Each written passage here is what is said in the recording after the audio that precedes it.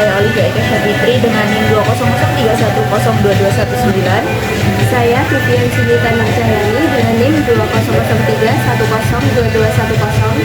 Saya Bella Fatika Sari dengan NIM 20031022211. Di sini kami akan menanggapi berita terkait otoritas moneter yang berjudul Singapura babak belur lawan inflasi rugi 345 triliun rupiah.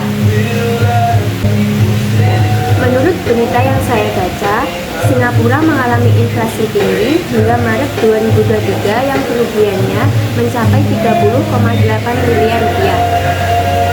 Hal tersebut mencerminkan dampak pengetatan kebijakan moneter untuk menurunkan inflasi. Hal ini merupakan kerugian terbesar yang pernah tercatat oleh otoritas. Oleh karena itu, diperkirakan prospek perekonomian Singapura telah meredup dan ekonomi akan beroperasi sedikit di bawah kapasitas dasarnya. Dari berita yang telah dibacakan oleh rekan saya tersebut, pastinya membuat pertumbuhan ekonomi di Singapura mengalami keredupan. Hal tersebut pastinya akan membuat cadangan devisa yang dimiliki otoritas bisa terkuras habis untuk meredam tingginya lonjakan harga di negara Singapura itu sendiri.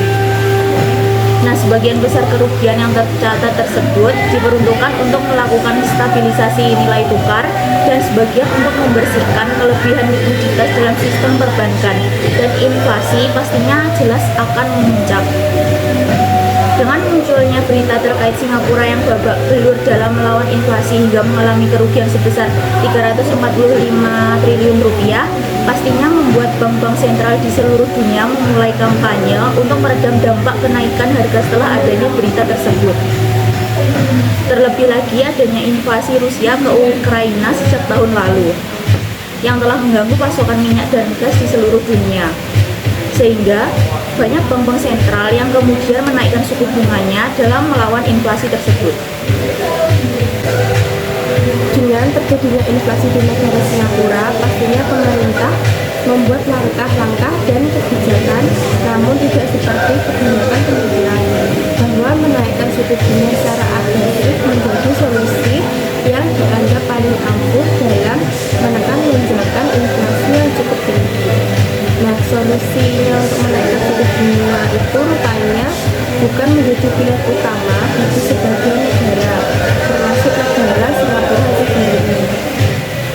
Ketimbang menaikkan suku bunga tersebut, menurut Singapura bisa melakukan kebijakan pengetatan moneter di negaranya dengan memilih mengelola nilai tukar mata uangnya lewat kebijakan yang dinilai cukup unik dan diminati oleh negara-negara lain guna menjual obligasinya di sana.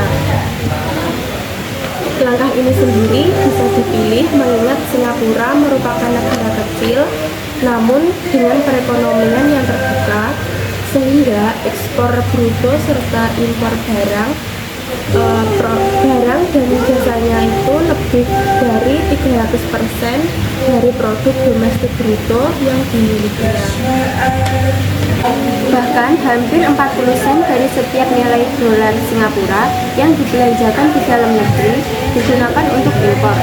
Dengan kondisi tersebut, posisi nilai tukar dolar Singapura memiliki peran yang sangat strategis dan pengaruh yang jauh lebih kuat terhadap inflasi. Tetapi dalam beberapa waktu terakhir, kebijakan pengetatan moneter rupanya tak cukup kuat untuk menahan tekanan kenaikan inflasi yang terjadi di pasar.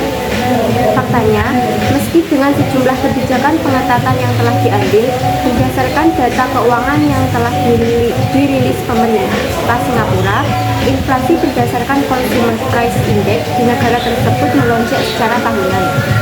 Dengan kondisi demikian, kebijakan yang bakal diambil oleh Singapura selanjutnya bisa dijadikan opsi untuk menaikkan suku bunga agar dilirik guna bisa lebih meredam lonjakan inflasi, karena faktanya dengan kuatnya tekanan yang ada, kebijakan pengetatan moneter yang diambil sejauh ini masih kurang cukup kuat dalam menjaga inflasi Singapura dalam batas aman. Sekian tanggapan dari kelompok kami tentang berita Singapura babak belur lawan inflasi rugi 345 triliun rupiah. Apabila ada kurangnya kami mohon maaf. Wassalamualaikum warahmatullahi wabarakatuh.